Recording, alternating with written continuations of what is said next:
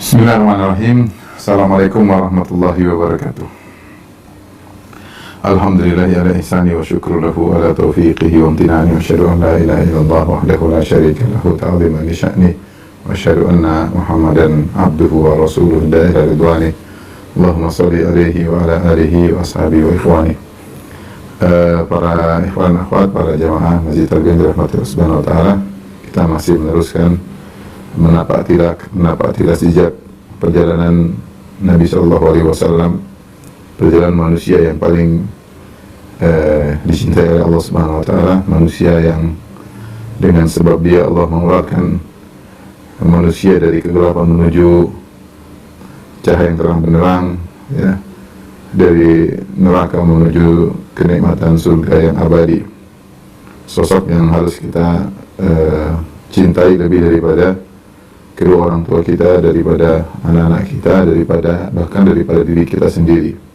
Tentunya kalau kita mencintai Nabi SAW, kita ingin tahu tentang kabar-kabarnya, tentang bagaimana kisahnya, tentang perjalanannya, ya. Ingin tahu tentang perkataannya, wasiat-wasiatnya. Selalu hati rindu tertarik untuk mengetahui hal itu semua. Ya, itulah bukti cinta kepada Nabi SAW.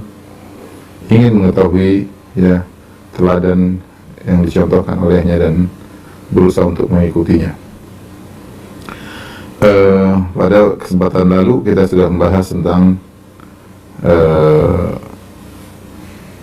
perang Hunain dan juga perang Taif, ya.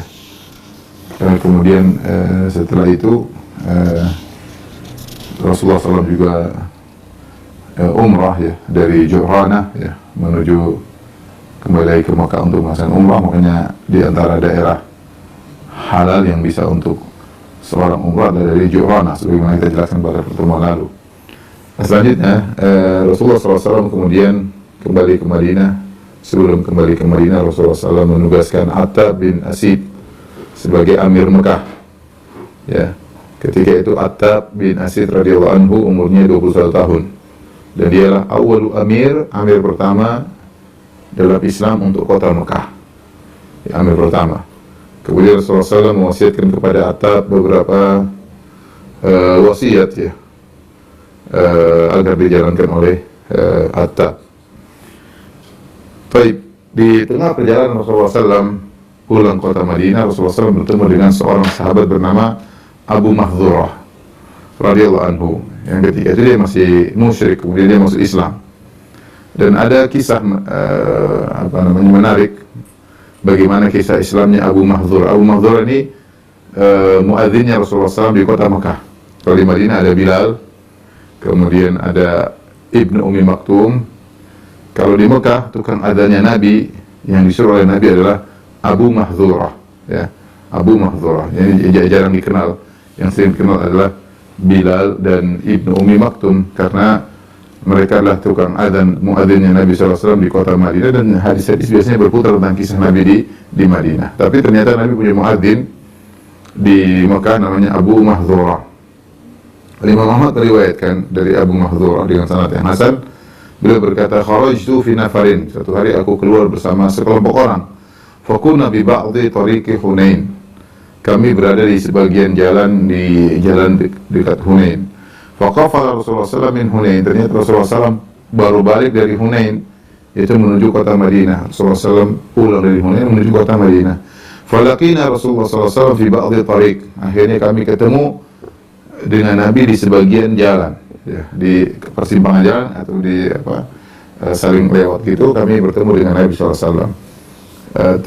Tiba-tiba kami bertemu di waktu sholat. Fa'adzana muadzinu Rasulillah SAW bis sholat inda Rasulillah, maka ada muadzinnya Rasulullah SAW mengumandangkan adzan di sisi Rasulullah SAW. Fasami'na saut wa nahnu mutanakibuna ali tariq,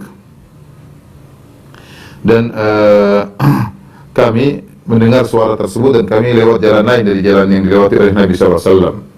Fasarakhna nahki, kami pun ngikut-ngikut niru-niru tukang adzan tersebut. Nastahzi'u bi, kami ngejek. Jadi dia bilang Allahu Akbar, kami ikut Allahu Akbar, tapi ngejek, suara besar, suara yang tinggi, melengking. Jadi mereka ngejek tukang adzannya Nabi. Fasami Rasulullah SAW saut. Rasulullah SAW mendengar ejekan kami karena niru-niru azannya muadzinnya Rasulullah SAW. Kemudian akhirnya Rasulullah SAW mengutus orang untuk membawa kami, hanya kami ketangkap dan kami dibawa di hadapan Rasulullah SAW. Maka Rasulullah SAW berkata, ayyukum alladhi sami'tu sautahu qad irtafa. Siapa sih di antara kalian yang saya dengar suaranya tinggi? Fa asyarul qaum kulluhum ilayya. Semua teman-temanku bilang ini Abu Mahdhur, ini yang suaranya tadi ngejek, suaranya paling tinggi, paling besar dia. Ya. Wa sadaqu, dan mereka telah benar. Mereka menunjuk aku dan mendengar suaraku yang paling tinggi ketika ngejek muadzinnya Rasulullah SAW. Fa arsalahum Rasulullah SAW. Maka teman-teman Abu Mahdhur semua dilepas oleh Nabi SAW. Wa habasani indahu, sementara aku ditahan di sisi Nabi SAW. Ya. Wala syai'a akrahu ilayya mimma ta'muruni bihi Rasulullah sallallahu alaihi wasallam fa amara bil adhan. Dan tidak ada suatu perkara yang paling aku benci ketika itu seperti kebencianku atas apa yang Rasulullah perintahkan kepadaku. Ya, dia belum Islam. Dia masih musyrik. Ternyata Rasulullah SAW menyuruhku untuk adhan. Dan ini perkara yang paling aku benci. Rasulullah SAW menyuruhku untuk adhan. Ya.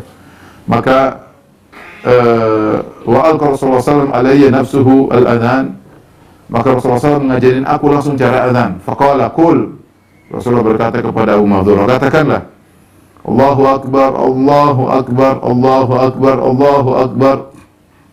Aku ikut Allahu Akbar, Allahu Akbar, Allahu Akbar, Allahu Akbar. Asyhadu an la ilaha illallah, asyhadu an la ilaha illallah, asyhadu an la ilaha illallah, asyhadu an la ilaha illallah, asyhadu anna Muhammadar Rasulullah. Disuruh azan yang keras. Asyhadu an la ilaha illallah, asyhadu an la ilaha illallah, asyhadu anna Muhammadar Rasulullah, asyhadu anna Muhammadar Rasulullah. Setelah sampai asyhadu anna Muhammadar Rasulullah yang kedua, tsumma qala li, Rasulullah berkata kepadaku, irji' wamdud sautak. Ulangi lagi azanmu dengan suara yang lebih kuat. Asyhadu an la ilaha illallah, asyhadu an la ilaha illallah, asyhadu anna Muhammadar Rasulullah, asyhadu anna Muhammadar Rasulullah. Hayya 'alas shalah, hayya 'alas shalah, hayya 'alal falah, hayya 'alal falah. Allahu akbar, Allahu akbar, la ilaha illallah. Ini disebut dengan adzan bitarji'. Inilah adzan model kedua yang jarang dipraktekkan di zaman sekarang, ya. Dahulu dipraktekkan di kota Mekah, ya. Yang kita tahu adzan sekarang ya biasa, adzan yang sering kita dengar. Allahu akbar, Allahu akbar, Allahu akbar, Allahu akbar. Asyhadu an la ilaha illallah, asyhadu an la ilaha illallah, asyhadu anna Muhammadar Rasulullah, asyhadu anna Muhammadar Rasulullah. Langsung hayya 'alas shalah, hayya 'alas shalah, hayya 'alal falah, hayya 'alal falah. Allahu akbar, Allahu akbar, la ilaha illallah. Itu adzannya Bilal, adzannya Ibnu Ummi Maktum di kota Madinah. Adzannya Abu Mahdhur bitarji' tadi itu pengulangan, artinya pengulangan. Bagaimana cara adzannya? Allahu akbar, Allahu akbar, Allahu akbar, Allahu akbar. Asyhadu an la ilaha illallah, asyhadu an la ilaha illallah, asyhadu anna Muhammadar Rasulullah, asyhadu anna Muhammadar Rasulullah. Nah, sampai sini ulangi lagi, tapi dengan suara yang lebih tinggi, lebih panjang. Asyhadu an la ilaha illallah, asyhadu an la ilaha illallah, asyhadu anna Muhammadar Rasulullah, asyhadu anna Muhammadar Rasulullah. Jadi syahadatain diulang, tapi dengan suara yang lebih besar. Baru hayya 'alas shalah, hayya 'alas shalah, hayya 'alal falah, hayya 'alal falah. Allahu akbar, Allahu akbar, la ilaha illallah. Saya rasa tidak pernah kita dengar ada seperti ini, dan yang diamalkan oleh kaum muslimin sekarang tanpa tarji', tanpa pengulangan. Namun ini salah satu model azan yang diperbolehkan dan pernah Rasulullah SAW ajarkan kepada Abu Mahdhurah. Dan dia ketika diajarkan dia masih belum Islam. Falamma faragtu min at-ta'dhin, ketika aku sudah selesai dari azan, da'ani Rasulullah SAW fa'atani surratan fiha syai'un min fiddah. Maka Rasulullah SAW memanggilku, Rasulullah SAW kasih kepadaku sekantong isinya perak. Thumma wada'a yadahu ala nasiyati, Rasulullah meletakkan tangannya di ubun-ubunku. Thumma amaraha ala wajhihi marratain, kemudian diarahkan ke wajahnya 2 kali, ya. Thumma marra baina yadayya, thumma ala kabidi, kemudian terus Rasulullah turunkan tangannya sampai ke jarak hatiku. Thumma balagat yadu Rasulullah SAW surrati, sampai di pusarku. Jadi dari 2 kali di wajah, kemudian turunkan ke badannya, ke hatinya, terus sampai ke pusarku. Thumma qala Rasulullah SAW bersabda, barakallahu fiik, semoga Allah memberkahimu. Ya. Maka aku berkata, ya Rasulullah, murni bi ta'dzin bi Makkah. Ya Rasulullah, izinkan aku perintahkan aku untuk adzan di kota Makkah. Maka Rasulullah SAW, qad amartuka bihi, aku telah perintahkan engkau untuk adzan di kota Makkah. Wa dhahaba kullu syai'in kana Rasulullah sallallahu min karahiyatin. Maka semua kebencian kepada Rasulullah sallallahu hilang semuanya. Wa ada dzalika mahabbat Rasulullah sallallahu. Jadilah aku sangat cinta kepada Nabi sallallahu alaihi wasallam. Maka aku pun datang kepada Atab bin Asi tadi, amir pertama kota Mekah, ya. Fa kuntu u'adhinu bi Makkah an Rasulillah. Maka aku jadi tukang adzan Nabi sallallahu alaihi wasallam di kota Mekah. Ya. Inilah adzannya Abu Mahdhurah, disebut adzan bitarji'. Ya, ketika itu usia beliau masih 16 tahun dan dia tukang adzan di kota Mekah sampai meninggal dunia pada tahun 59 Hijriah. 59 Hijriah. Jadi beliau ini masuk Islam tahun 8 Hijriah, kemudian wafat pada tahun 59 Hijriah. Umur panjang ya. Berarti tambah 51 tambah umur beliau 51 tambah 16, sekitar 67 tahun meninggal ya. Dan beliau jadi tukang adzan di kota Mekah ya. Dan kemudian setelah itu anak-anaknya ya, cucu-cucunya yang memegang adzan di kota Mekah di Masjidil Haram. Inilah Abu Mahdhurah radhiyallahu taala anhu yang kisahnya menarik. Dia masuk Islam gara-gara ngejek ya. Gara-gara ngejek tukang adzannya Rasulullah SAW. Ternyata dia jadi tukang adzan. Rasulullah SAW manggil dia, kemudian Rasulullah SAW mendoakannya dia masuk Islam. Lihat Rasulullah SAW kemudian balik ke kota Madinah ya.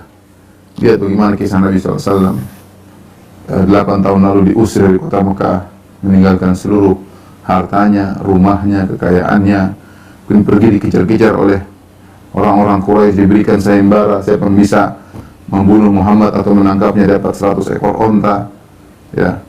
Dia harus terusir dari negerinya ya. Akhirnya harus pergi sampai di kota Madinah. Kemudian beberapa kali diserang, ingin dibunuh, mulai dari perang Badar, perang Uhud, perang Khandaq. Quraisy datang bertubi-tubi ingin membunuh Muhammad SAW. Diejek dengan ejekan-ejekan, dihina dengan hinaan-hinaan. Terluka Rasulullah SAW, terbunuh pamannya Hamzah bin Abdul Muttalib dalam perang Uhud. Kemudian juga tewas atau gugur sahabat-sahabatnya banyak ya. Kemudian dan sampai akhirnya tahun 8 Hijriah Rasulullah SAW bisa membawa 10.000 pasukan untuk menaklukkan kota Mekah. Akhirnya tunduklah kota Mekah. Saatnya Nabi SAW untuk balas dendam sebenarnya, untuk menghabisi orang-orang yang telah menyakitinya. Namun ternyata tidak. Nabi SAW memilih untuk memaafkan mereka, melepaskan mereka, dan akhirnya mereka pun masuk Islam dengan kesadaran sendiri. Itulah Rasulullah SAW, sang pemaaf, dzul khuluq, orang yang sangat agung akhlaknya, yang akhirnya Allah memberikan kemenangan baginya. Dan sungguh benar firman Allah Subhanahu wa taala, innahu may yattaqi wa yasbir fa innallaha la yudhi'u ajral muhsinin. Sebagaimana perkataan Nabi Yusuf alaihissalam ketika dia diuji dan akhirnya menjadi seorang pembesar ya. Dia mengatakan ketika dia berhasil, innahu may yattaqi, sesungguhnya bangsa yang bertakwa, wa yasbir, dan bersabar, fa innallaha la yudhi'u ajral muhsinin. Allah tidak akan menyia-nyiakan pahala orang-orang berbuat ihsan. Oleh karenanya betapa banyak keberhasilan berhasil setelah melewati berbagai ujian. Sebenarnya dikatakan bahwasanya awalu tamkin al-ibtila, awal dari kejayaan adalah ujian. Awal dari kejayaan adalah ujian. Sebagaimana Nabi Yusuf alaihissalam diuji dengan ujian-ujian, akhirnya menjadi seorang pembesar. Demikian Nabi Muhammad SAW diuji dengan ujian-ujian yang berat sampai akhirnya menaklukkan kembali kota Mekah. Sallallahu alaihi wasallam. Baik, kembalilah Nabi SAW dari kota Mekah setelah perang Fatu Makkah, kemudian perang Hunain, kemudian perang Taif, kemudian balik ke kota Madinah. Setelah Nabi SAW sampai di kota Madinah, maka datanglah banyak utusan-utusan yang menemui Nabi SAW. Selain itu juga Nabi mulai mengirim surat-surat kepada para raja, pada para penguasa agar mereka beriman kepada Nabi SAW.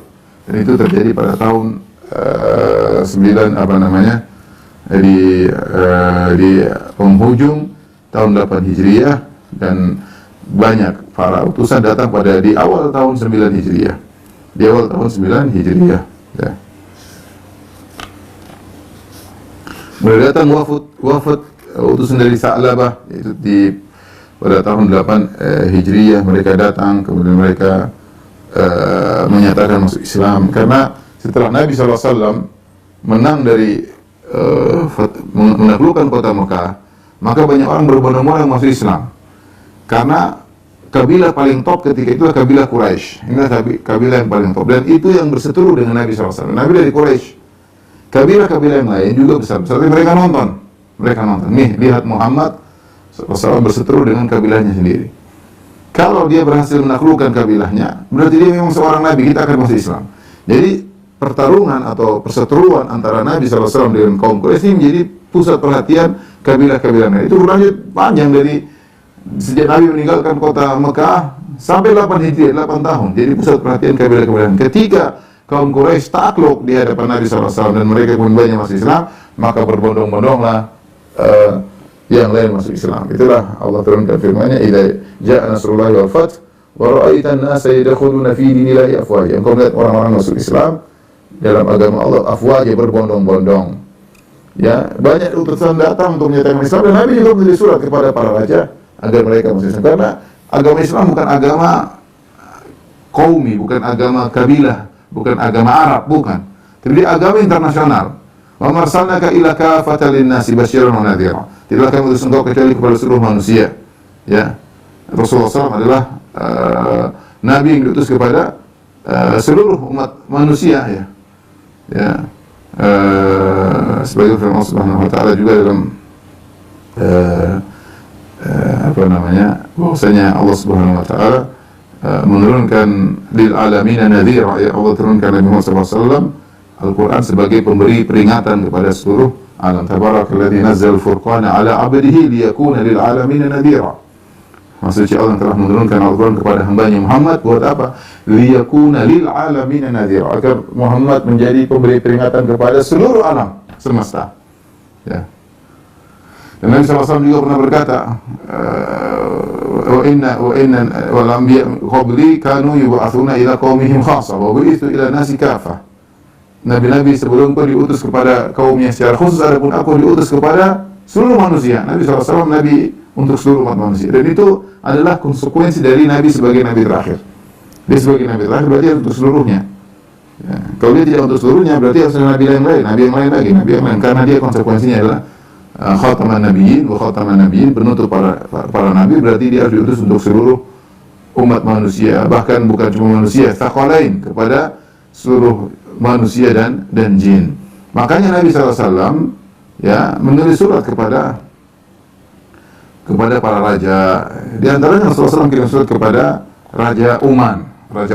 Oman tahu negara Oman, kalau sekarang kita bilang negara Oman. Ya, kalau di peta itu sebelah Yaman, masih sebelah kanan lagi ke Oman, ya. Nabi kirim surat kepada raja mereka, ya. Dan Nabi mengutus Amr bin As radhiyallahu ta'ala anhu, dan penguasa kota Oman, itu namanya Jaifar dan Abad, namanya Jaifar dan Abad, ya. Di antara isi surat Nabi SAW, Bismillahirrahmanirrahim, Muhammad bin Abdullah ila Jaifar. Bismillahirrahmanirrahim, dari Muhammad bin Abdullah kepada Jaifar wa Abad ibnai Julandi, kedua putra Julandi. Salamun ala man ittaba'al huda, keselamatan bagi orang yang ikut hidayah. Amma ba'du, kemudian daripada itu, fa ini ad'ukum bidi'atil Islam aslima taslama. Aku menyuruh kalian dengan seruan Islam. Masuk Islam, kalian berdua, kalian akan niscaya akan selamat. Fa ini Rasulullah ila nasi kafatan. Semuanya aku diutus oleh Allah kepada seluruh manusia. Li'undhira man kana hayyan wa yahiqul qawlal kafirin. Dan aku memperingatkan kepada orang yang hidup, ya, dan azab akan diberikan kepada orang kafir, ya. Fa innakuma in aqrartuma bil Islam walaytukuma. Kalau kalian berdua masuk Islam, aku akan menjadikan kalian berdua sebagai pemimpin di Oman. Wa in abaituma an tuqirra bil Islam fa inna mulkakuma za'ilun ankuma. Kalau kalian enggan masuk Islam, maka kerajaan kalian akan sirna dari kalian berdua, ya. Ya. Wa khayli tahulu bisahatikuma, dan kuda-kuda perangku akan datang di areal kalian. Wa tadharu nubuwati ala mulkikuma, dan kenabianku akan mengungguli kerajaan kalian berdua. Jadi Rasulullah SAW suruh mereka masuk Islam, ya, di antaranya dengan mengutus Amr bin As radhiyallahu ta'ala anhu. Dan akhirnya mereka pun masuk Islam. Mereka masuk Islam dan mereka pun membayar zakat, ya, membayar zakat. Dan Amr bin As diutus oleh Nabi sebagai penarik zakat dari Oman, dari negeri Oman ya.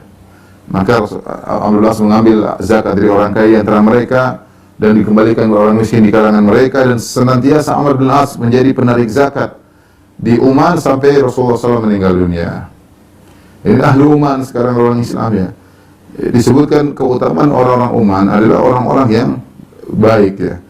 Dalam Sahih Muslim dari Abu Barzah qala ba'atha Rasulullah SAW rajulan ila hayyin min ahya'il Arab. Suatu hari Rasulullah SAW mengutus seorang untuk berdakwah atau ada keperluan di salah satu kampung di kampung-kampung Arab.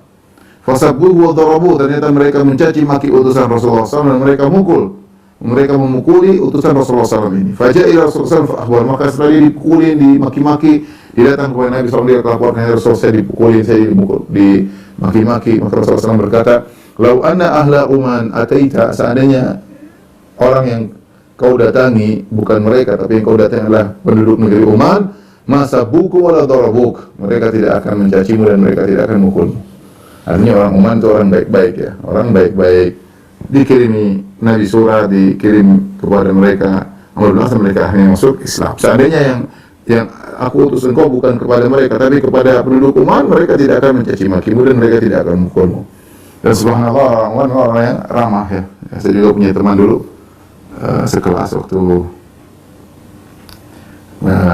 S2 ya, dia dari Oman ya, Sunnah, dan demikian akhlak orang Oman, baik ya, ramah ya. Bisa tanyakan kepada kawan-kawan yang kerja di Oman ya.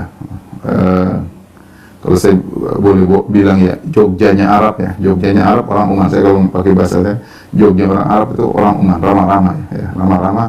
Tentu yang lain juga mungkin ramah, tapi saya tertarik dengan mereka ya. Mereka punya keramahan yang luar biasa ya. Baik.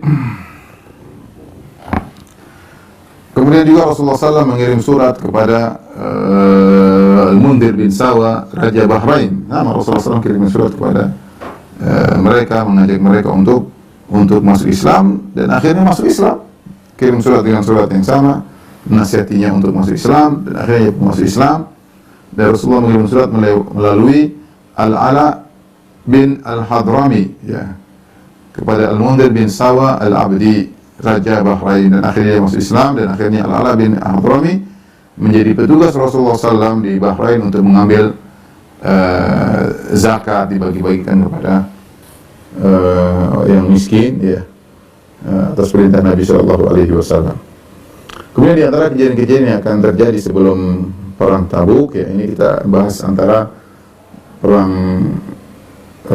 Taif sampai dengan perang Tabuk. Apa yang terjadi? Di antara kejadian lagi yang ada adalah Rasulullah SAW menikah dengan seorang wanita Al-Jawniyah, dan Rasulullah SAW pun cerai darinya dan menceraikannya. Di bulan Dzulqa'dah tahun 8 Hijriah ya, di bulan Dzulqa'dah pada tahun 8 Hijriah, Rasulullah SAW menikah dengan seorang wanita bernama Umaymah bint Nu'man bin Surahil Al-Jawniyah. Seorang namanya Umaymah bintu Nu'man bin Surahil Al-Jawniyah. Ya. Rasulullah SAW menikah dengan dia, ya, dan disebutkan dia dari Kindi, yaitu Al-Kindiyah, ya. Kemudian Rasulullah SAW ya, menikah dengannya, tapi akhirnya dia minta perlindungan dari Nabi, artinya dia tidak mau dekat dengan Nabi SAW. Ya. Di sini dalam hadis dari Aisyah radhiyallahu anha, "Ana ibnat al-Jawn," itu di Umaymah, tatkala dimasukkan kepada dipertemukan Rasulullah SAW ya, karena sudah menikah, wadana minha, Rasulullah mendekatinya, tiba-tiba wanita ini berkata, "A'udzu billahi minka," aku berlindung kepada Allah dari engkau, dari Nabi. Dia bilang begitu, "A'udzu billahi minka." Jadi dia tidak mau dekat dengan Nabi SAW. Faqala laha, maka Rasulullah SAW berkata, "Laqad uzti bi 'azimin ilhaqi bi ahli." Sungguh kau telah berlindung kepada azim, yaitu kepada yang agung, yaitu Allah Subhanahu wa taala, berlindung dariku. Ya sudah, ilhaqi bi ahli, pulang ke rumah orang tua. Rasulullah tidak memaksa. Sudah nikah, dia tidak mau, dia bahkan dia mengatakan, "A'udzubillahi minka," aku berlindung kepada Allah dari engkau. Seakan-akan Rasulullah pengganggu. Ya, dia bilang, "A'udzubillahi minka." Maka Rasulullah SAW mengatakan, silakan balik ke rumahmu. Disebutkan dalam riwayat yang lain, ada kesombongan dari wanita ini, ya, ketika dia didatangi oleh Nabi SAW, maka Rasulullah berkata, hibi nafsaka li, serahkan dirimu kepadaku. Maka wanita ini berkata, wa hal tahabul malikatu nafsaha li suqah, apakah seorang putri menyerahkan dirinya kepada rakyat jelata, kepada orang pasaran? Gampangnya demikian, ya. Jadi ada keangkuhan. Dia mengatakan, apakah Rasulullah mengatakan serahkan dirimu kepadaku? Kata dia, apakah seorang putri atau permaisuri, dia merasa dirinya tinggi, menyerahkan dirinya kepada orang pasaran seperti engkau, ya. Maka Rasulullah SAW ingin menurunkan tangannya ke orang wanita, istrinya, istri Nabi SAW, ingin menenangkan hatinya. Tiba-tiba wanita ini berkata, a'udzubillahi minka, aku berlindung kepada Allah dari engkau. Maka Rasulullah SAW berkata, qad ulti bima'al, sungguh engkau telah berlindung kepada zat yang berhak untuk menjadikan tempat perlindungan. Ya, kemudian Rasulullah SAW berkata, ilhaqi bi ahli, pulanglah ke rumah orang tuamu. Dan Nabi mengatakan, ya Aba Usaid uksuha razi qiyaini wa alhika bi ahliha. Rasulullah menyuruh seorang sahabat, berikan dia baju yang bagus, ya, dua belah pakaian yang bagus, dan kembalikan ke rumah orang tuanya. Ini antara, kalau kita lihat, wanita yang pernah dicerai oleh Nabi, ya, dinikahi tapi belum digauli, kemudian dicerai, nah, Ibnatul Jaun, ya, yaitu Umaymah Al-Kindiyah Al-Jauniyah. Tapi di antara kejadian yang terjadi antara perang Taif sampai perang Tabuk adalah lahirnya Ibrahim, anak Rasulullah SAW. Kita Rasulullah SAW punya anak 6 orang, 2 lelaki tapi meninggal sebelum Nabi diangkat menjadi seorang Rasul, yaitu Al-Qasim dan Abdullah. Makanya Rasulullah SAW kunyahnya Abul Qasim. Al-Qasim dan Abdullah. Pun Rasulullah SAW punya anak semuanya dari Khadijah, 6 orang dari Khadijah. Al-Qasim, Abdullah, kemudian Zainab, Ruqayyah, Ummu Kulthum, Fatimah, 6 orang, ya. Jadi Al-Qasim, Abdullah ini meninggal sebelum Rasulullah SAW diangkat menjadi Rasul. Kemudian yang tinggal 4 perempuan, yaitu Zainab, Ruqayyah, Ummu Kulthum, Fatimah, dan 4 orang ini masuk Islam bersama Nabi SAW. Kemudian 3-nya meninggal juga di zaman kehidupan Nabi SAW. Yang meninggal belakangan setelah Nabi adalah Fatimah radhiyallahu ta'ala anha, meninggal 6 bulan setelah wafatnya Nabi SAW. Dan Rasulullah punya anak yang ke-7, namanya adalah Ibrahim. Namun Ibrahim ini dari budaknya Maria Al-Qibtiyah, adalah budak yang dihadiahkan oleh Al-Muqawqas ketika Nabi SAW mengirim surat kepada Al-Muqawqas, Raja Mesir, untuk masuk Islam. Dan dia Nasrani, dia tidak masuk Islam, tapi dia berikan hadiah kepada Nabi. Antara dia berikan wanita cantik jelita yang bernama Maria Al-Qibtiyah, dan menjadi budak Nabi SAW, digauli oleh Nabi SAW. Kita tahu bahwasanya budak boleh digauli, ya. Dan ternyata Maria Al-Qibtiyah ini kemudian mengandung dan lahir, punya anak. Ya, dan Rasulullah SAW sangat gembira karena Rasulullah SAW punya anak tinggal perempuan semua, ya, tinggal perempuan, itu Zainab, Ruqayyah, Ummu Kulthum, kemudian Fatimah, ya. Apalagi sebagian sudah meninggal, seperti Ruqayyah sudah meninggal, ya. Maka Rasulullah SAW berkata, ulida li al-lailata gulamun, malam ini telah dilahirkan untukku seorang anak lelaki, fasamaituhu bismi abi, aku namakan namanya dengan nama ayahku Ibrahim. Ini dalil bahwasanya boleh seorang berikan nama anaknya di malam kelahiran, atau dia tunggu sampai hari ke-7 ketika pas akikah, boleh juga, ya.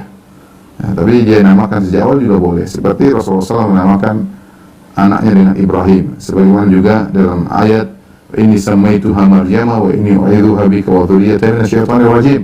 Ketika neneknya Nabi Isa punya putri, dia namakan langsung dengan Maryam di hari kelahirannya. Tapi boleh di hari kelahiran kita namakan anak kita, atau hari ke-7 boleh kita namakan anak kita. Terkadang nama ini menjadi bahan diskusi antara ayah dan ibu, ya. Bahkan diskusi sebelum kelahiran sang anak, ya. Ketika Ibrahim lahir, ternyata budak Nabi Maria Al-Qibtiyah ini susunya sedikit, tidak banyak. Maka banyak ibu-ibu yang semangat untuk menyusui putra Nabi SAW, yaitu Ibrahim, ya. Baik, di antara kisah yang berkaitan dengan Maria Al-Qibtiyah disebut dalam Syarah Mushkil Athar karya At-Tahawi dengan sanad yang hasan dari Ali bin Abi Thalib. Ada seorang laki yang disebut adalah Ibnu Ammiha, yaitu adalah ada yang mengatakan sepupunya Maria Al-Qibtiyah. Dia sering datang ke Maria. Orang-orang bilang dia sering datang ke Maria, seakan-akan ada hal yang meragukan yang dia lakukan sesuatu dengan Maria. Orang-orang menuduh dia melakukan sesuatu karena dia sering datang ke Maria Al-Qibtiyah. Dan dia juga di Qibti, sama-sama dari Mesir. Qibti suku Mesir, sukunya Fir'aun, suku Qibti. Fir'aun itu sukunya Akbar. Maria dari sukunya Fir'aun. Makanya namanya Maria Al-Qibtiyah, Qibtiyah.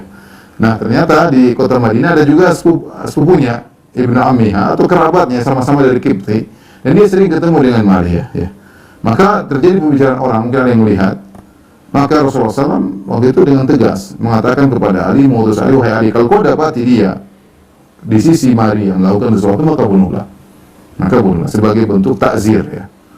Ibnu Qayyim menjelaskan Rasulullah menyuruh bunuh karena ini berkaitan dengan kesucian rumah tangga Nabi SAW, ya. Maria digauli oleh Nabi dan punya anak. Bagaimana kemudian lelaki yang kemudian berani menggauli Maria, ya. Padahal kalau terjadi hal tersebut harusnya kalau dia sudah menikah lelaki itu dirajam, atau kalau dia belum menikah dicambuk. Tapi Rasulullah SAW beri hukuman lain, disuruh bunuh, takzir. Takzir karena ada sisi dia merusak kesucian rumah tangga Nabi sallallahu alaihi wasallam. Maka Nabi mengatakan, "Intalik fa in wajadtahu indahu faqtulhu." Pergilah kau Ali, kalau kau dapati dia di sisi Maria itu melakukan suatu hal yang memang harus dibunuh, maka bunuhlah orang tersebut, ya. Maka Ali pun berangkat, kemudian dia bawa pedangnya menuju laki-laki tersebut. Ternyata dia dapati orang tersebut keluar dari sisi rumah Maria, ya. Kemudian dan dia membawa semacam jarah, itu semacam tempat bejana atau tempat air. Kemudian dia pergi. Aku pun menghunus pedangku, aku kejar dia. Kemudian dia pun kabur, dia lepas itu bejana, kemudian dia kabur. Akhirnya dia naik di sebuah korma, kemudian dia jatuh, ya. Dia jatuh, tersingkaplah bajunya, ya. Ternyata lelaki ini tidak memiliki kemaluan, dia majbub. Majbub itu kemaluan tidak ada sama sekali, ya. Dia dia ternyata sedang membantu Maria. Maka aku pun memasukkan lagi pedangku ke sarung pedangku. Aku berkata, "Ma, ada apa engkau? Kenapa ketemu Maria?" Kata dia, "Khairan, saya rajulun minal Qibti." Saya ini dari suku Qibti, dan itu Maria perempuan dari Qibti, ya. Dan dia adalah istri Rasulullah SAW. Tatibullah, aku bantu dia. Tatibullah, aku carikan kayu bakar buat dia, dan aku carikan air buat dia. Jadi dia ternyata bawa ini tempat air untuk kasih ke Maria. Jadi tidak apa-apa, dia tidak ada niat apa, cuma orang-orang curiga. Orang curiga dia melakukan apa, padahal dia hanya ini karena sama-sama satu suku, dan ini istri Rasul. Saya ingin memuliakan dia. Caranya dengan mencarikan kayu bakar buat Maria, dan saya ambilkan air untuk Maria, ya. Dan ternyata tidak, karena ternyata dia tidak punya kemaluan, entah dipotong entah apa, sehingga tidak mungkin dia melakukan hal yang haram. Maka aku pun mengabarkan hal ini kepada Nabi SAW. Alhamdulillahilladzi yasrifu anna su'a ahlal bait. Segala puji bagi Allah yang telah menjauhkan kami, ahlul bait, dari segala keburukan, ya. Dari bahwasanya Rasulullah SAW tidak tahu ilmu gaib. Rasulullah SAW harus ngecek dulu dengan mengirim Ali kepada istrinya atau kepada budaknya Maria. Pada tahun 9 Hijriah, ya. Tadi kita katakan setelah Fatu Makkah, orang-orang Arab banyak Badui dan orang-orang suku-suku lain melihat perseteruan antara Nabi SAW dan suku Quraisy. Akhirnya ketika Rasulullah SAW menaklukkan mereka, akhirnya orang-orang pada masuk Islam. Mereka berkata, "Utruku kaum, biarkan Muhammad dengan kaumnya, dengan Quraisy. Fa innahu indhar alaihi fa huwa nabiyyun salih." Kalau dia menang, dia benar Nabi. Ternyata Rasulullah SAW menang. Akhirnya orang banyak masuk Islam, dan mulailah datang lebih banyak lagi suku-suku dan utusan-utusan datang kepada Nabi SAW ingin mengenal Islam. Rasulullah kasih hadiah, dan mereka banyak yang masuk Islam. Kalau mereka sudah masuk Islam, maka Rasulullah SAW menyuruh untuk mengambil sedekah dari mereka, itu zakat. Kalau masuk Islam berarti kalau ada zakat harus diambil. Mereka punya onta, mereka punya sapi, mereka punya kambing, zakatnya diambil untuk dibagi-bagikan kepada fakir fakir miskin. Ya. Datanglah misalnya wafud Bahilah, yaitu dari suku Bahilah, ya, yang Nabi SAW mengutus Abu Umamah Al-Bahili untuk menyeru mereka kepada Islam. Abu Umamah ma'ruf, seorang perawi yang sering disebut Abi Umamah Al-Bahili. Ya, intinya akhirnya mereka pun masuk Islam. Setelah banyak suku-suku yang masuk Islam, maka Rasulullah SAW mengutus orang-orang sahabat-sahabat beliau untuk menjadi petugas penarik zakat. Ya, seperti Rasulullah SAW mengutus Al-Muhajir bin Abi Umayyah ke San'a, ya, untuk menarik zakat di sana. Kemudian juga Ziyad bin Labid Al-Bayadi di Hadramaut, banyak sampai luas ke Yaman. Kemudian Rasulullah mengutus Adi bin Hatim kepada Tayyi, ya, dan Bani Asad untuk menarik zakat. Rasulullah SAW mengutus juga Uyainah bin Hasan kepada Bani Tamim. Rasulullah SAW mengutus Walid bin Uqbah bin Abi Mu'aid kepada Bani Mustalik. Rasulullah SAW mengirim Buraidah bin Husayb kepada Aslam dan Gifar. Rasulullah mengirim Ibnu Lutbiyah, ini ada kisahnya. Ya, Uqbah bin Abi Mu'aid, peristiwa menarik zakat ada kisahnya. Dan juga Ibnu Lutbiyah yang Rasulullah SAW utus kepada Bani Sulaim juga ada kisahnya sebagai petugas menarik zakat, ya. Dan banyak sekali, ya. Seperti Ali bin Abi Thalib sampai Rasulullah SAW kirim ke Ahlul Najran. Ikrimah bin Abi Jahl Rasulullah SAW kirim ke Ahlul Hawazin. Busar bin Sufyan kirim ke Bani Ka'ab. Dan banyak petugas-petugas yang diutus oleh Nabi SAW untuk menarik zakat dari suku-suku tertentu. Ketika Rasulullah SAW mengutus para penarik zakat, Rasulullah ingatkan kepada mereka, ya, jangan mengambil zakat dari harta-harta yang paling mulia. Kalau kambing, jangan ambil kambing yang paling bagus. Kalau menarik zakat onta, jangan ambil onta yang paling bagus. Ya, wa iyyaka wa qara'ima amwali. Hati-hatilah engkau dengan mengambil harta yang paling mereka sukai. Tapi ambil dari hawashi, yaitu ambil dari yang kecil-kecil, yang bukan yang paling bagus. Ya, yang penting mereka bayar zakat. Rasulullah SAW ingatkan, ya. Kemudian sudah dibagi-bagikan kepada orang-orang miskin di antara mereka, mungkin kepada kerabat mereka, kemudian kepada suku-suku mereka atau tetangga mereka yang memiliki kebutuhan. Di antaranya dalam suatu hadis Rasulullah SAW ingatkan kepada salah seorang penarik zakat. Rasulullah SAW berkata, la yaji'anna ahadukum bisyatin laha yu'ar. Jangan sampai kalian menjadi petugas penarik zakat lantas kalian datang kepada aku pada hari kiamat membawa seekor kambing yang mengembek, yaitu kalian mencuri harta zakat. Mencuri harta zakat, mencuri harta negara, ya, mencuri harta negara, ya. Rasulullah SAW juga bersabda tentang gulul. Gulul itu mengambil harta yang bukan hak dia. Bisa jadi harta zakat, bisa jadi harta ghanimah yang belum dibagi, diambil, namanya gulul. Gulul bisa jadi gulul sadaqah atau gulul ghanimah, ya. Gulul ghanimah namanya gulul, yaitu dalam peperangan, misalnya Rasulullah SAW sudah dalam peperangan, harta ghanimah dikumpulin dulu. Ada yang ngambil sebelum pembagian. Artinya kumpul dulu, nanti Rasulullah bagi, sang panglima yang berhak untuk membagi. Kalau ada yang mengambil sebelum dibagi, itu namanya gulul, dan itu dosa besar, mengancam masukkan seorang ke neraka jahanam. Demikian juga gulul sadaqah, harta zakat, itu harta negara, harus dimasukkan ke Baitul Mal atau dibagikan kepada orang yang membutuhkannya. Kemudian diambil, padahal bukan hak dia. Ini namanya gulul. Ini Rasulullah ingatkan. Annahu man ghalla fiha ba'iran aw syatan ata bihi yahmiluhu yaumal qiyamah. Siapa yang mengambil harta zakat, baik onta maupun kambing, maka dia akan datang pada hari memikul onta atau kambing tersebut pada hari kiamat kelak. Ya. Demikian Rasulullah SAW pernah menasihati kepada Ubadah bin Samir. Rasulullah berkata, ittaqillah ya Abul Walid. Bertakwalah engkau ya Abul Walid, kau petugas penarik zakat, hati-hati. La ta'ti yaumal qiyamah bi ba'irin tahmiluhu lahu ruqa. Jangan sampai kau datang pada hari kiamat kau memikul onta dan onta tersebut mengeluarkan suaranya. Au baqaratul laha khuwar, atau kau memikul sapi dengan suara. Sapi suara apa namanya? Suara sapi. Kalau kambing mengembek. Ya.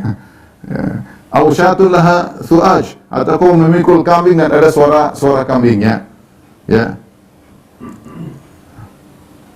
Dan Rasul ingatkan kepada petugas-petugas zakatnya. Ini bahaya karena mengambil harta negara dosa besar. Makanya Rasulullah SAW mengatakan, inna rijalan yatakhawwaduna fi malillahi bighairil haqq falahumun nar yaumal qiyamah. Sungguhnya sekelompok orang mengolah harta negara tanpa hak, ya. Maka bagi mereka neraka pada hari kiamat kelak. Ini ancaman keras bagi para pejabat PNS yang mengurusi harta negara. Ya, demikian juga mengurusi harta masyarakat secara umum. Peringatan juga, apalagi berkaitan dengan harta negara yang harusnya milik orang miskin, dia ambil. Tersebutlah seorang penarik zakat namanya Ibnu Lutbiyah, yang tadi sudah kita sebutkan. Ibnu Lutbiyah, ya, dari Bani Asad, ya. Ada yang mengatakan namanya Abdullah bin Lutbiyah, ya. Dia pun mengambil zakat, ya. Kemudian setelah itu dia datang membawa zakat. Kemudian dia bilang kepada kaum muslimin, "Hadza lakum wa hadza uhdiya li." Kata dia, "Ini harta zakat kalian, silakan taruh di Baitul Mal. Wa hadza, ini onta-onta sedekah, kambing-kambing sedekah, ini sapi-sapi sedekah. Wa hadza uhdiya lakum, ini hadiah mereka kasih sama saya." Dia bedakan. Ya, seakan-akan dia, ya ini zakat, ini hadiah dari buat saya. Rasulullah SAW mendengar hal tersebut. Rasulullah SAW kemudian berkhutbah di atas mimbar. Ini adalah gulul, ya. Tapi dia ngaku, dia bilang, ya, dia tidak diam-diam, tapi bilang ini hadiah. Ini yang hadiah saja harus dikembalikan, apalagi ngambil diam-diam. Bayangkan, ini hadiah saja dari masyarakat, ya, harus dikembalikan. Apalagi ngambil diam-diam tanpa diketahui negara. Ini kan dia lapor kepada negara. Dia lapor kepada petugas pemerintahan, gampangannya, ini harta zakat milik pemerintah, ini milik saya dapat hadiah dari masyarakat. Maka apa yang dilakukan oleh Nabi SAW? Rasulullah SAW pun naik mimbar, kemudian memuji Allah dan menyanjung Allah. Kemudian dia berkata, "Ma balul amil naba'athuhu fayati fayaqul hada laka wa hada li." Ada apa gerangan dengan petugas yang kami utus dia untuk mengambil zakat? Lantas dia datang, dia berkata, "Ini harta kalian, ini harta hadiah untukku, karena aku dikasih hadiah." Fahalla jalasa fi baiti abi, perhatikan perkataan Nabi. Fahalla jalasa fi baiti abihi wa ummi fayanzuru ayyuhda lahu am la. Coba kalau dia duduk di rumah ibunya atau di rumah bapaknya, apakah ada yang kasih hadiah atau tidak? Kalau dia bukan petugas negara, kalau dia bukan pejabat negara, emang ada yang kasih hadiah, gampangnya demikian. Kalau dia bukan PNS, emang ada yang kasih hadiah sama dia? Halla jalasa fi baiti ummihi atau fi baiti abihi. Coba dia duduk di rumah bapaknya, rumah ibunya. Fayanzur, dan dia tunggu, dan dia lihat. Ayyudah lahu, apakah ada yang kasih hadiah kepada dia? Amla, ada yang kasih atau tidak? Walladhi nafsi biyadihi la ya'ti bi syai'in illa ja'a bi yaumal qiyamah yahmilu ala raqabatihi in kana ba'iran. Bayangkan, kata Nabi, demi zat yang jiwaku berada di tangannya. Ya, tidaklah dia membawa sesuatu yang bukan haknya, hadiah, ini pada bicara tentang hadiah. Illa ja'a bi yaumal qiyamah, kecuali dia akan datang pada hari kiamat, yahmilu ala raqabatihi, ini akan pikul di atas pundaknya. Kalau dia ternyata mengambil onta hadiah, dia akan pikul onta tersebut. Wa in kana ba'iran lahu ruqa, kalau dia ambil onta maka akan suara onta tersebut dipikul sambil ada suaranya. Abu Bakar adalah khuar, kalau dia pernah mengambil sapi, kata dia hadiah dari masyarakat. Masyarakat sudah bayar zakat, jadi dia dapat hadiah. Kan hak saya. Itu sapi akan dia pikul pada hari kiamat dengan suaranya. Au syatan tai'ar, atau dia akan memikul kambing dengan mengembek, ya. Tsumma rafa'a yadaihi hatta ra'ayna ufratai ibtaihi. Kemudian Rasulullah mengangkat kedua tangannya sampai kami melihat putih kedua ketiaknya. Tsumma qala, Rasul berkata, "Ala hal ballagtu?" Ketahuilah, bukankah aku telah menyampaikan 3 kali. Ini ikhwan dan akhwat, hati-hati kepada orang-orang yang bertugas sebagai pejabat negara, proyek negara, ya, sebagai wali kota, sebagai bupati, sebagai gubernur, sebagai penguasa, menteri dan yang lainnya.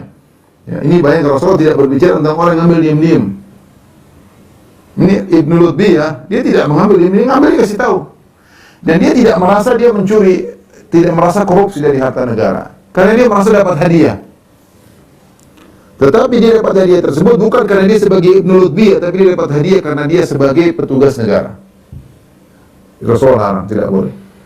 Petugas negara sudah ada gajinya, tidak boleh terima hadiah dari masyarakat, nggak boleh. Karena kalau terima hadiah, dia akan ketidakadilan akan dia jalankan, akan ada kecenderungan, pilih kasih dan yang lain. Itu wajar, manusiawi. Kita ini manusia, dikasih, ada yang kasih pemberian, kita akan mendahulukan proses urusannya, izin-izinnya, kenapa kita kasih hadiah? Hadiah sebenarnya hukumnya haram. Kalau siapa yang dapat hadiah tidak boleh terima. Kalau dia mau terima harus kembalikan kepada, kalau dia terpaksa terima atau akhirnya dikirim ke rumahnya tanpa dia sadari, tiba-tiba dikirim mobil, tiba-tiba dikirim macam-macam, harus kembalikan ke negara, itu bukan milik dia. Dan kesal sama orang, saya tidak mau terima. Kalau dia bilang sudah, ya, kembalikan ke negara, ya. Sehingga ketika dia menghadapi masyarakat dia adil tanpa pandang bulu, tanpa pilih kasih. Ya. Ini bahaya. Ini saja yang ngaku dan merasa tidak mendolimi siapapun. Mungkin dia baik ketika ngurusin zakat, dikasih hadiah. Ya. Rasulullah bilang nggak bisa, ini kau akan pikul hari kiamat. Bagaimana yang korupsi, bagaimana yang kasih syarat, ya. Pungli dan macam-macam. Waliyadzubillah. Pungli kecil-kecilan, ada pungli besar-besaran. Ya. Makan harta negara, harta rakyat yang setengah mati, bayar pajak lah, apalah, kerjalah, kemudian digunakan tanpa takwa kepada Allah Subhanahu Wa Taala. Terus ya, mungkin kaya, mungkin apa ya. Maka saya berharap kepada para pejabat untuk bertakwa kepada Allah Subhanahu Wa Taala, para PNS, para petugas negara, hati-hati ya. Kalau menerima hadiah tidak boleh, apalagi ngambil harta negara, diam-diam, ya. Waliyadzubillah. Menyedihkan sekarang sebagian orang korupsi itu tidak punya malu-malu karena terlalu banyak yang korupsi. Korupsi nggak malu-malu. Ya. Baik, mungkin demikian saja. Ikhwan akhwat yang Allah Subhanahu Wa Taala. Insyaallah kita lanjutkan pada pertemuan berikutnya. Kalau ada yang bertanya saya persilakan. Wallahu ta'ala alam bishawab.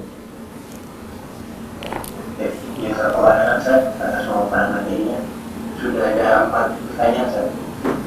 Ya, silakan. Nanti jelasan yang pertama. Bismillah. Assalamualaikum, Ustaz. Izin bertanya.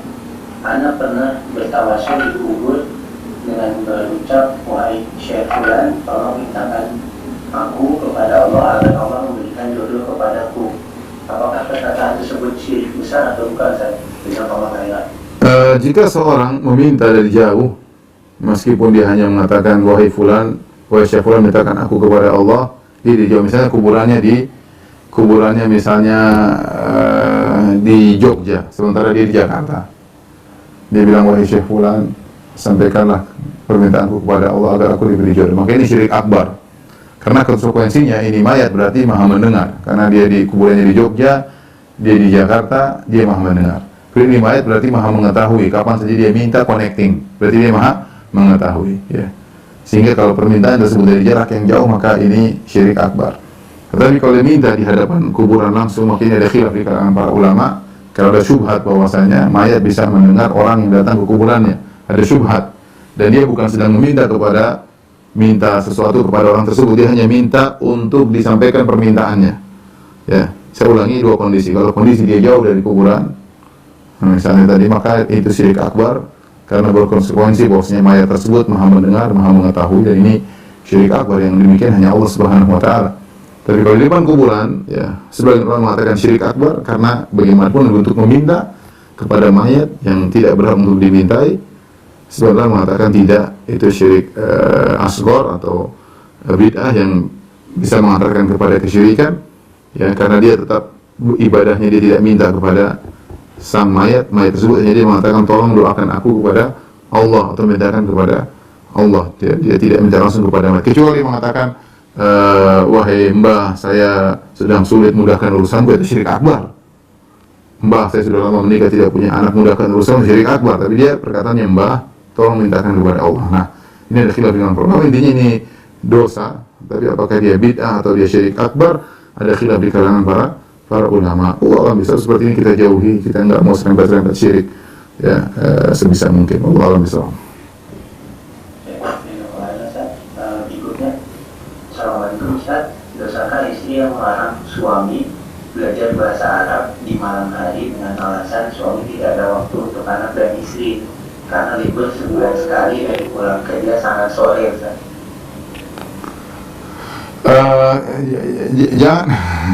Jangan dilarang, tapi intensitasnya dikurangi, ya. Taruhlah suami jangan tiap malam belajar bahasa Arab, ya. Kalau kondisinya seperti ini, seminggu sekali lah.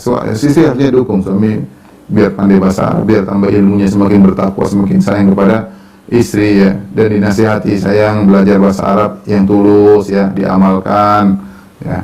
Jangan sombong, seperti itu. Dinasihati aja, ada apa? Terkadang nasihat yang tulus dari seorang istri lebih mengena daripada nasihat ustadz, ya. Oleh karenanya enggak apa istri nasihati.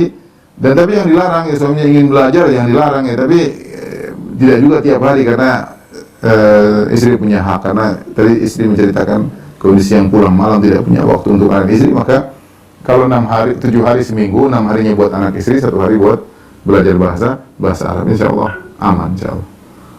Wallahu a'lam. Dua lagi. Assalamualaikum warahmatullahi wabarakatuh. Ustaz, saya ingin bertanya, manakah yang lebih utama setelah sholat wajib membaca zikir setelah sholat wajib hingga selesai, atau sholat sunnah ba'diyah lalu membaca lagi zikir? Tentunya yang paling terbaik adalah pada mengerjakan ibadah pada tempatnya. Ibadah zikir setelah sholat dikerjakan setelah sholat fardu, maka diselesaikan baru kemudian sholat sunnah. Itu hukum asalnya demikian. Adapun kalau kita habis sholat fardu kemudian kita sholat sunnah, maka sebenarnya mengatakan tidak perlu lagi zikir setelah sholat, karena ibadatun fata waktuha, ibadah yang sudah lewat waktunya. Waktunya ibadah zikir setelah sholat adalah setelah sholat fardu. Kalau ternyata setelah sholat fardu dia langsung sholat sunnah, sudah berarti bukan tempatnya lagi zikir setelah sholat fardu, karena itu zikir setelah sholat fardu, bukan zikir setelah sholat sunnah. Maka sunnahnya jika seorang setelah zikir, dia zikir dulu, zikir setelah sholat fardu baru kemudian sholat sunnah. Wallahu a'lam bishawab. Ustaz, yang terakhir terkait di Oman dari Ustaz. Bismillah, apa ditanya Ustaz? Benarkah di Oman ada aliran Ibadiyah? Apakah mereka termasuk ahlu sunnah? Ibadiyah sebenarnya firqah dari firqah Khawarij, tetapi kebelakang ini kalau kita lihat praktek Khawarij memberontak kemudian itu sepertinya sudah tidak kelihatan, tapi mereka akidahnya Mu'tazilah. Di sana ada ahlu sunnah, ada Ibadiyah. Jadi ada dua pemahaman yang tersebar di sana, ada Ibadiyah, ada ahlu sunnah wal jamaah ya. Kebetulan saya bilang tadi teman saya dia yang berpemahaman salaf ya, dan dia sekarang kerja di kementerian di sana di Oman. Jadi demikian ada dua model. Adapun Ibadiyah kebanyakannya pemikirannya seperti Mu'tazilah, seperti menolak Allah bisa dilihat, mereka mengatakan Al-Quran itu makhluk. Itu diperjuangkan oleh mereka sampai masyhur. Mereka demikian. Tapi secara umum mereka orang yang baik ya.